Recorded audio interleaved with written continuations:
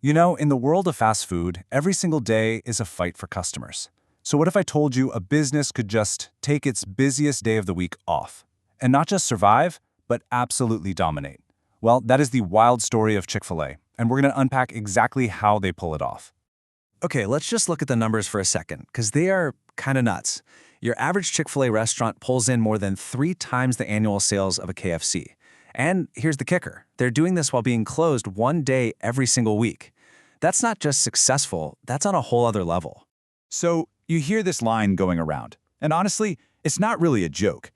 Getting a Chick-fil-A franchise is notoriously, insanely difficult. Thousands upon thousands of people apply, and only a tiny fraction ever get chosen. So that's the big question, right? How on earth did they build a brand this powerful, this in demand, when they aren't even open a full week? Well, it all boils down to this one, kind of counter-business decision.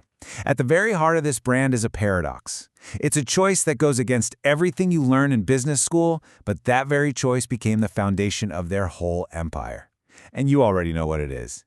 That steadfast, unbreakable rule to close every Sunday. To really understand the why behind that decision, we've got to go all the way back to the beginning.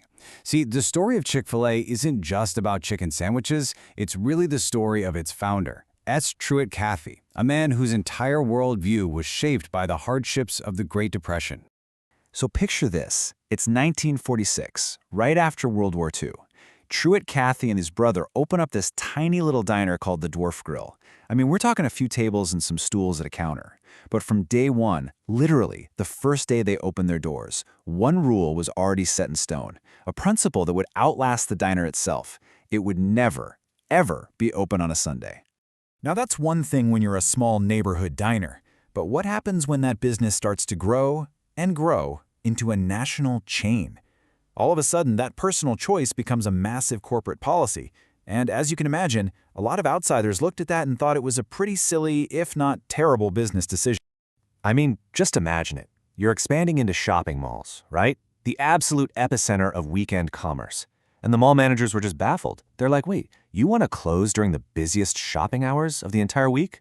The pressure to just give in and open up must have been immense. But Cathy didn't budge, not an inch. His answer was actually pretty simple. He truly believed they could make as much in 6 days as their competitors did in 7. For him, this wasn't about missing out on profits, it was about standing for a principle.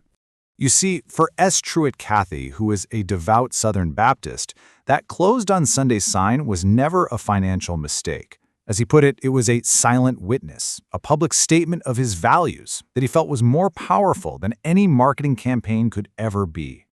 But here's the thing. Closing on Sundays was never just some isolated rule. It was really just the tip of the iceberg. It was the most visible part of a much deeper philosophy. These biblical principles weren't just a part of the business, they were the actual blueprint for the entire business model. And this led to something called the loyalty effect. The whole company culture is built on this idea of treating employees like family. Managers are actually encouraged to learn about their team members' personal dreams and help them get there, whether that's a marketing degree or a photography class. And that genuine care is what translates into that legendary customer service that's earned them the nickname, the American Haidila. And that commitment goes way beyond the restaurant walls. Through their WinShape Foundation, the company has funded scholarships, operated foster homes, and provided all sorts of community support. In fact, the only time a Chick-fil-A will ever open on a Sunday is during a disaster, when they fire up the kitchens to provide food for free to victims and first responders.